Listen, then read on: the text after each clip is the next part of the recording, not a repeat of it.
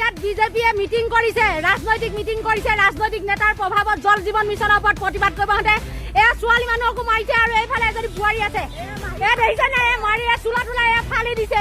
অসমৰ ৰাজনীতি অসমৰ বোলে হিমন্ত বিশ্ব শৰ্মা বোলে চৰকাৰ বোলে চৰকাৰৰ পৃষ্ঠপোষকতা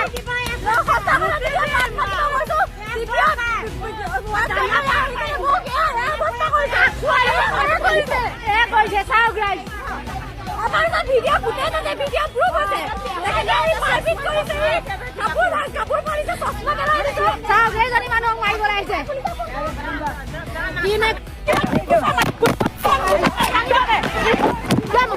অসমবাসী ৰাইজ প্ৰমাণ নষ্ট কৰাৰ ৰাজনীতি বিজেপি চৰকাৰৰ পৰিয়ালকেন্দ্ৰিক ৰাজনীতি নহয় বুলি দাবী কৰে। খুৰাকৰ পিছত ভতিজাকে ৱাৰ্ড মেম্বাৰ হয়, ভতিজাকে জলমিত্ৰৰ চাকৰি পায়। গতিকে এয়া চাওক সকলোবিলাকতে অনিয়ম অনীতি হৈছে আৰু তাত মাত মাতিব যাওঁতে ছোৱালী বোৱাৰীক অপদস্থ কৰিছে প্ৰাক্তন ৱাৰ্ড মেম্বাৰ আৰু বৰ্তমানৰ ৱাৰ্ড মেম্বাৰৰ পালিপহৰীয়া আৰু জলমিত্ৰক লৈ।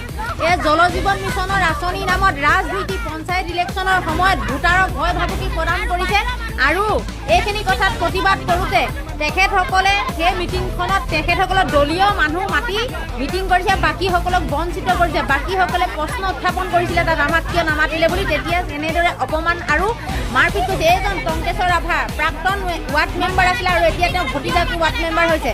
পৰিয়ালকেন্দ্ৰিক ৰাজনীতি নকৰোঁ বুলি দাবী কৰা বিজেপি চৰকাৰক এয়া নমুনা। সকলোতে কেৱল দুৰ্নীতি, দুখীয়া মানুহক কেৱল ডমিনেট কৰি আৰু তেখেতসকলক দবাই ৰাখি চৰকাৰৰ নাকৰ তলতে এইবোৰ হৈ আছে বৰ্তমান। এতিয়া আমাক ন্যায় লাগে যে এজনী ছোৱালী মানুহৰ আগত গাত টংকেশ্বৰ ৰাভাই কেনেকে হাত দিব পাৰিলে। আমাক এই বিষয়টোৰ ওপৰত ন্যায় লাগিবই। ছোৱালী মানুহৰ ওপৰত কেনেকে হাত দিবলৈ টংকেশ্বৰ ৰাভাই অধিকাৰ পালে